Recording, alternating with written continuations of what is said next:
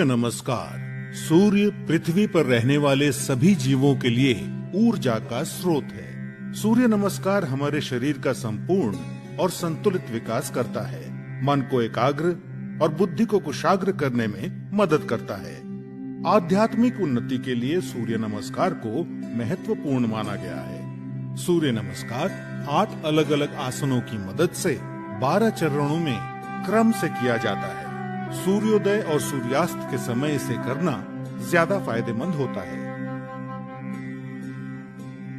सबसे पहले आप अपने दोनों पैरों को आपस में जोड़ते हुए बिना कंधों को झुकाए सीधे खड़े हो जाएं। सुनिश्चित करें कि आपके हाथ शरीर के समीप हों और आपकी ठोड़ी जमीन से समानांतर हो। अपने शरीर को दोनों पैरों पर समान रूप से संतुलित करें। इस स्थिति को समस्थिति कहा जाता है।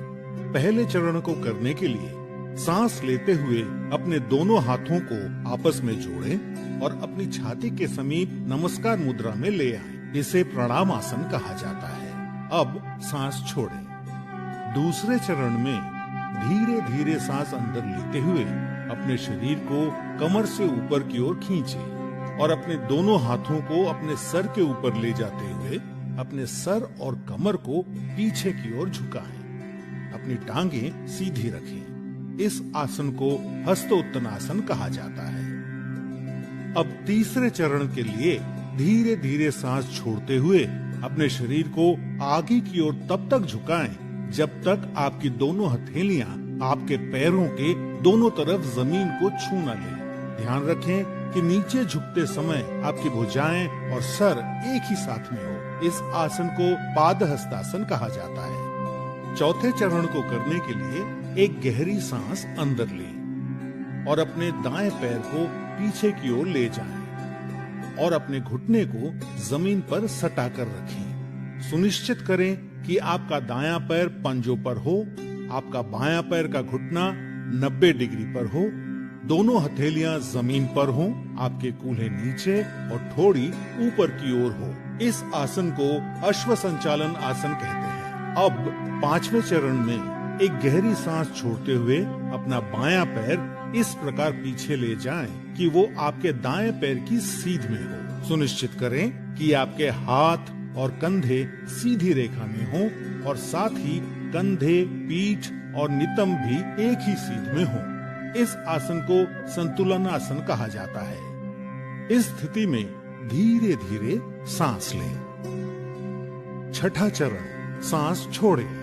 अब अपने दोनों घुटनों को एक साथ जमीन पर रखें और अपनी छाती और माथे को भी जमीन पर रखें। सुनिश्चित करें कि आपके कूल्हे ऊपर की ओर और आपकी कोहनियां आपके शरीर के समीप हों। इस आसन को साष्टांग नमस्कार आसन कहा जाता है क्योंकि आपके शरीर के 8 अलग अलग अंग जैसे दोनों पांव के पंजे, दोनों घुटने, दोनों हथेलियां, छाती और माथा जमीन को छूते हैं। ध्यान रखें कि आपके शरीर का वजन 8 अंगों पर सामान्य रूप से वितरित हो।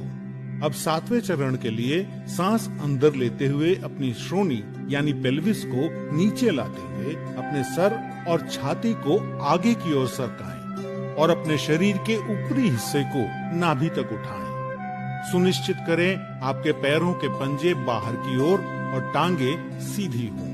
इस आसन को भुजंग आसन कहा जाता है। 8वां चरण, धीरे धीरे सांस छोड़ते हुए अपने पैरों के पंजों को अंदर की ओर मोड़ें और अपने कूल्हों को इतना ऊपर ले जाएं कि आपका शरीर एक पर्वत का आकार ले ले। सुनिश्चित करें आपकी दोनों टांगे सीधी, हथेलियां जमीन पर हों और आपका सर भुजाओं के बीच हो। प्रयास करें कि आपकी एड़ियां जमीन को छू सके। इस आसन को पर्वतासन कहा जाता है।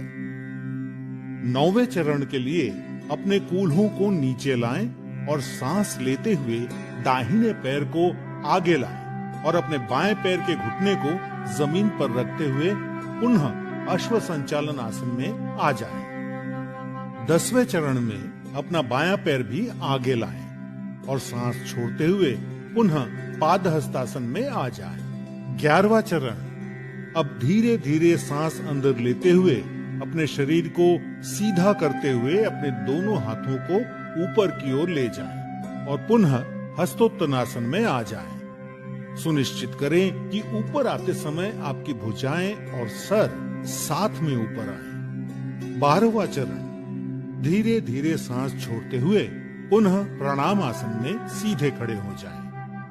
अब इस पूरे अनुक्रम को अपने बाएं पैर से दोहराएं। सूर्य नमस्कार से आपके फेफड़ों की क्षमता बढ़ती है। सूर्य नमस्कार आपके मेटाबॉलिज्म में सुधार लाता है और मधुमेह के प्रबंधन में उपयोगी पाया गया है।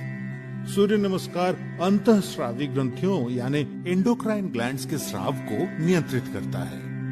सूर्य नमस्कार आपको वजन को सही रखने में मदद करता है और आपके मेरुदंड और आपके कमर की मांसपेशियों को मजबूती प्रदान करता है। उच्च रक्तचाप यानी हाई बीपी के रोगियों को इस आसन को सावधानी के साथ करना चाहिए। हर्निया और पेप्टिक अल्सर के रोगियों को सूर्य नमस्कार नहीं करना चाहिए। सायटिका, सर्वाइकल स्पॉन्डिलाइटिस और अक्यूट आर्थराइटिस के रोगियों को भी सूर्य नमस्कार नहीं करना चाहिए। महिलाओं को मासिक धर्म के समय और गर्भावस्था में सूर्य नमस्कार नहीं करना चाहिए। नियमित रूप से सूर्य नमस्कार का अभ्यास आपके शरीर को विषाक्त पदार्थों से मुक्त यानी डिटॉक्स करता है और आलस को हटाकर पूरे शरीर को सक्रिय करता है।